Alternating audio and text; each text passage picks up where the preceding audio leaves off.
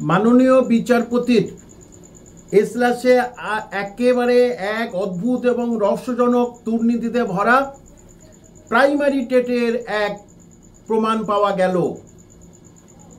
যে সুদীপ কর্মকার বলে একজন, গোবরডাঙ্গায় বাড়ি, 28 এপ্রিল 2022-এ তার কাছে একটি মেল আসে, কি প্রাথমিক শিক্ষা পর্ষদের সেক্রেটারির মেলিং অ্যাড্রেস থেকে একটি মেল আসে যে তুমি টেট পাস করেছো।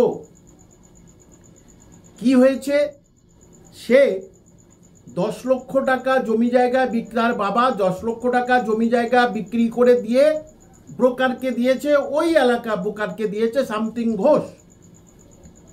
তারপরে রাতারাতি 23 তারিখ 28 তারিখে পেলে এপ্রিলে 2022 মেল মারফত গেল তার রাত 4:19 এবং তার পরের দিন 24 ঘন্টার মধ্যে অর্থাৎ 29 এপ্রিল তাকে কাউন্সিলিংয়ে ডাকা হয়। কোথায়? সংশ্লিষ্ট জায়গায় কাউন্সিলিংয়ে ডাকা হয়।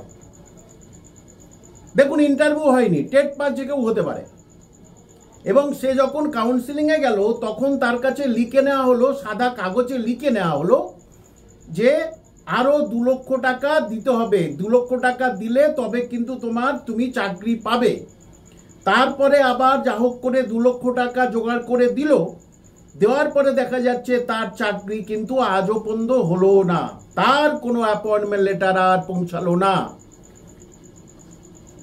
2022-এ হয়েছে। এইবারে এই 2025-এ এসে এই সুদীপ কর্মকারের বাবা হাইকোর্টে মামলা করে এবং সেই মামলা যেহেতু 32,000 চাকরি যাবে কি যাবে না তার উপর একটি মামলা চলছে এবং এই মামলা গুরুত্বপূর্ণ, এই মামলাটা ওঠে এবং বিচারপতি অবাক হয়ে গেছে এই ঘটনাটা শুনে এবং বিচারপতি রায় দিয়েছে, যে অর্ডার দিয়েছে যে 1 জুলাই, আগামী 1 জুলাইয়ের মধ্যে গোবরডাঙ্গা যে থানা, সেই থানার রিপোর্টটা তলব করেছে। অর্থাৎ তখনই, যেই চাকরি হয়নি তখনই কিন্তু সুদীপ কর্মকারের বাবা বারবার কিন্তু থানায় গেছে, এফআইআর করেছে, অনেক কিছু করেছে, কিন্তু কোনো রকমের গতি হয়নি। বাধ্য হয়ে তিনি কোর্টের দ্বারস্থ হয়েছেন এবং কোর্টের এই যে গোতানি খেয়ে 1 জুলাই এর মধ্যে কিন্তু জমা দিতে হবে। অর্থাৎ ভালো করে দেখুন যে প্রাথমিক শিক্ষা পর্ষদে কিন্তু ঘুঘুর বাসা, সেক্রেটারির মেল থেকে মেল সেক্রেটারি করেন না, করেন অন্য কর্মচারী, তারাই সেইটা করে পাঠিয়েছে।